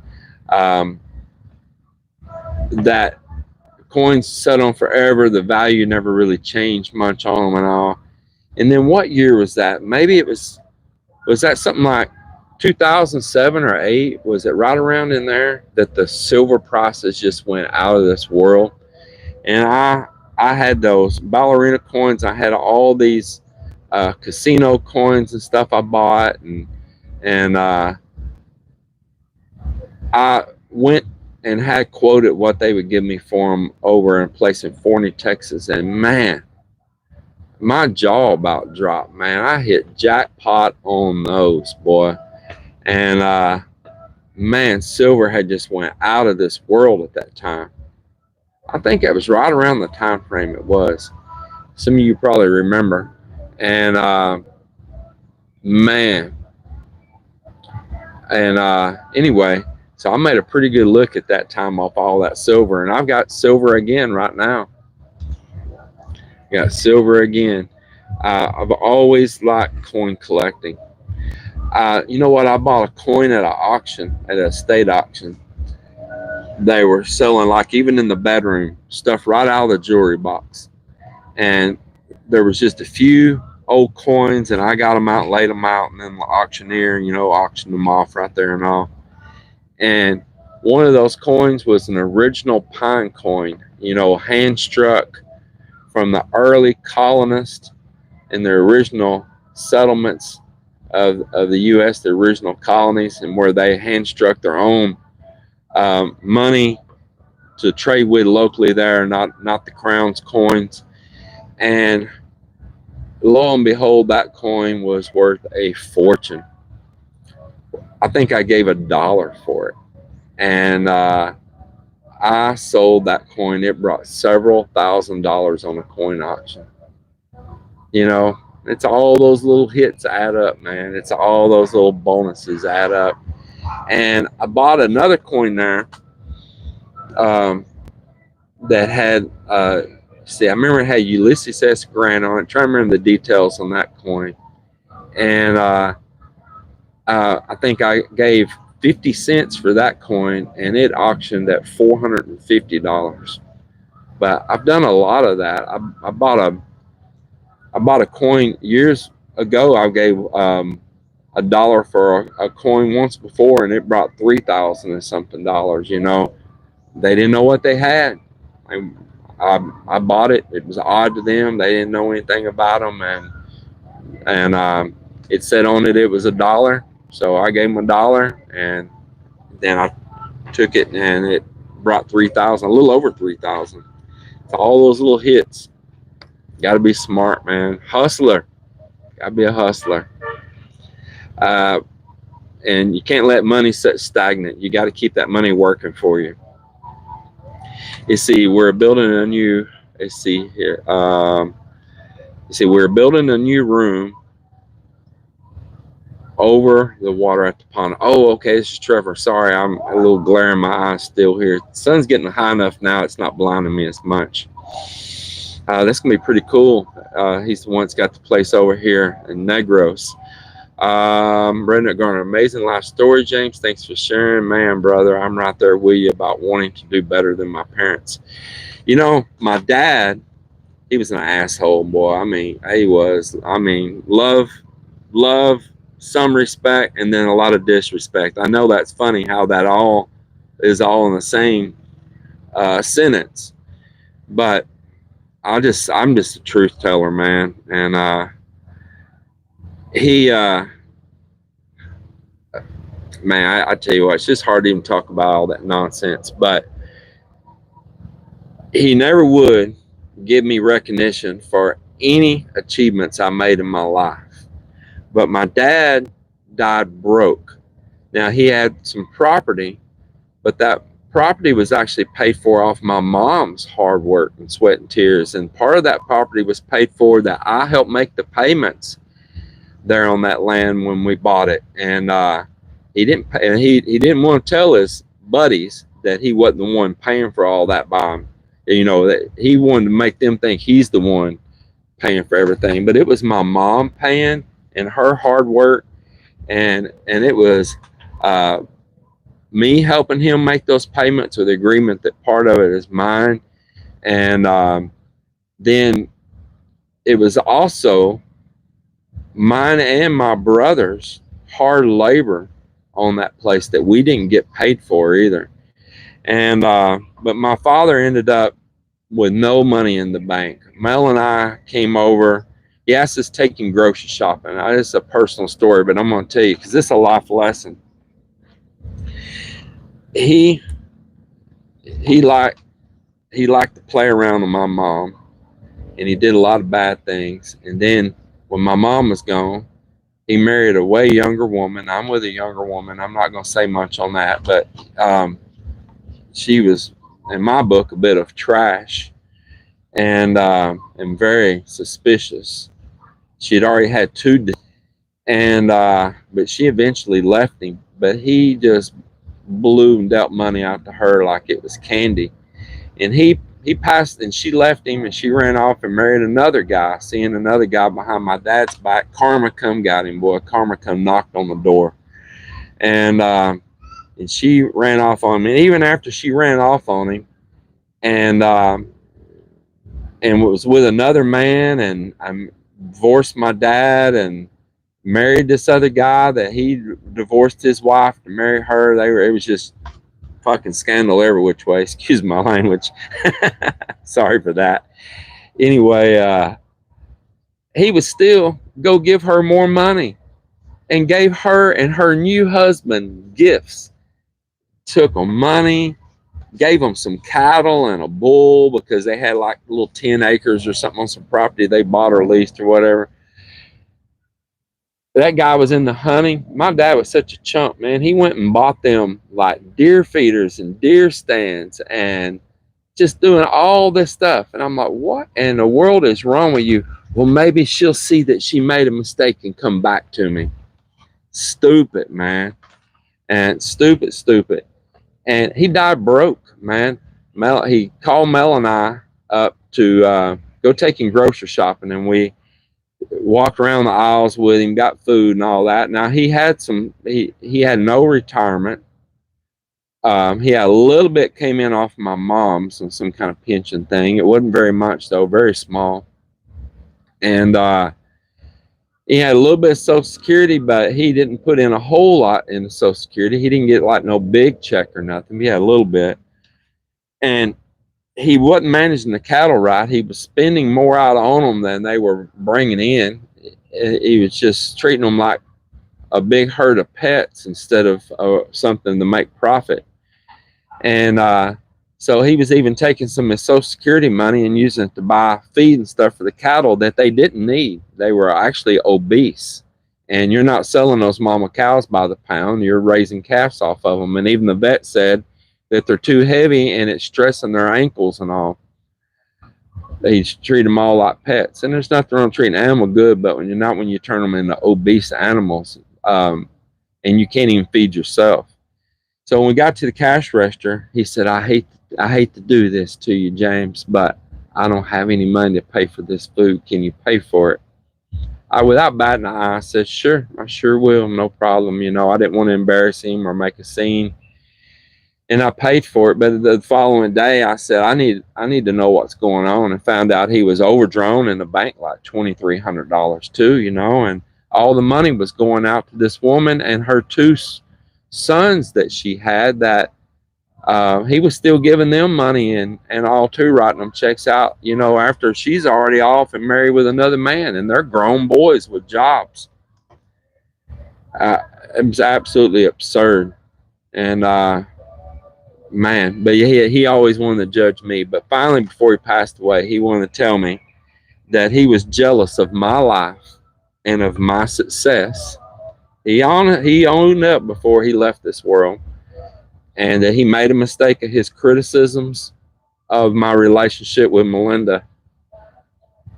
He caused a lot of trouble in our family about me being with a Filipino. Very racist and very self-centered. Caused a lot of turmoil.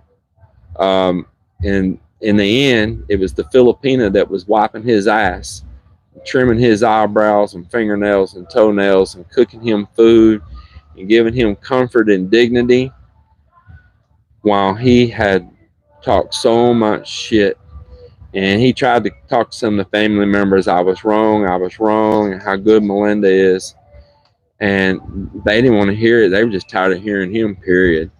And you know, it's just funny how karma comes around, you know. I know it's a little off track. It's the truth. There's a lot of life lessons here.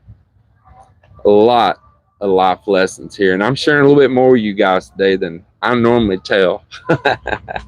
It's not easy. It's not easy. So, is it weird to say at the same time that I still love him? Yeah.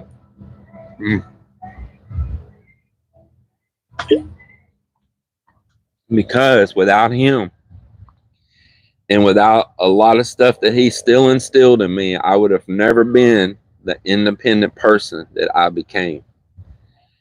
And he did teach me a lot about business. I mean, he did, without a doubt. I mean, he did, man. He taught me. As a kid, man, he made me read all these books and stuff, and about managing people and employees, because my dad was factory owner and all too. He owned an aluminum plant.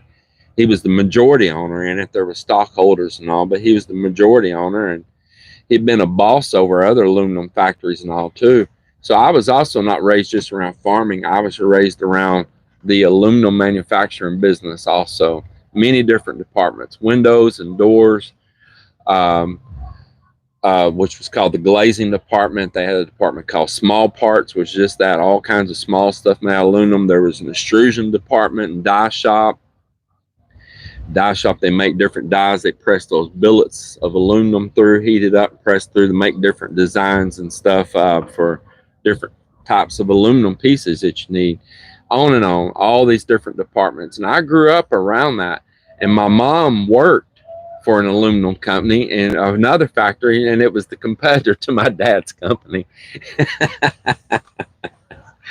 Yeah, but she just punched her time clock and went on, man. So give you a little insight right there. So I had a little bit of a tough upbringing. My father would not support me in any way for any kind of sports. When I was in like football and school and stuff, it was forbidden for my mom to come, and there was no way he would come for me to come to any games. They didn't want to sign off for me being them. I will be honest, I forged my parents' signature so I could play sports, and because I wanted to so bad and they wouldn't endorse me, and I signed it. They caught up that I did that, and my mom wasn't mad. My dad was, I mean, I took a beating for it, but they didn't pull me out of it. But they wasn't my mom wasn't allowed to support me, and my dad wouldn't support me in any which way, and or even provide me transportation. And finally I gave up, that's what he wanted, and it was just too difficult as far out as we lived for me to get back and forth and be there at practices and games, and it's embarrassing when you don't have a single person there to support you either, which also led to me being a little bit of outcast with some of my friends. You know how high school works and junior high back in the U.S. So there's a little bit of rough upbringing with my father. Well, I know there's probably more comments here, but it's about time for my workers to walk up. I'm seeing some of them gathering up on the beach over here right now. Uh, Sorry if I said too much, but then again, I feel like it didn't, because people need to know and they need to understand. And if you're somebody out there, I'll tell you right now, it's being too hard or judgmental on your children, or you're going to pound your way into them, even if they want to take a different path. I ask you, don't do that. Um, to love your children and guide them, but don't be brutal to them. Don't be so hard to them. Let them have their own path. Let them find their own way, and do it with love, not with anger and hate, and being controlling and dominating. Uh, it's hard to grow up like a tree trying to grow underneath the big oak tree, because the big oak tree takes all the sunlight and it takes all the source of water and nutrients. So it's hard for a small tree to ever grow up underneath the big oak tree. And my dad tried to make it, as much as he wanted to teach me business, he was jealous if I was doing good with business. This is not crazy. That's just absurd. But he was a dominating factor in me still being successful, just so I could say I showed you. So anyway, that's my story in that, and that's my moral on that. Man, any of you still got kids, even if they're grown and all, man, support them and love them, man. Let them make their own choices. I let my daughters make their own choices. So somebody said James Newell, life being an oak tree. Yeah. Well, I'm going to close this out, and I appreciate you all very much. 156 of you joined in. I'm sure some came in, some went out, and there was probably more people than that in total. I know I didn't comment on all of your messages. I apologize for that. It's so many. And I just want you to know I don't do these very often, but I appreciate you guys. And just thank you always. Main thing I just want to do is let you see the sunrise at the beach. And just know that Mel and I, we appreciate you a lot. We love you. And everybody, take care, okay? And I'm going to shut this one on down here in just a second. Thank you.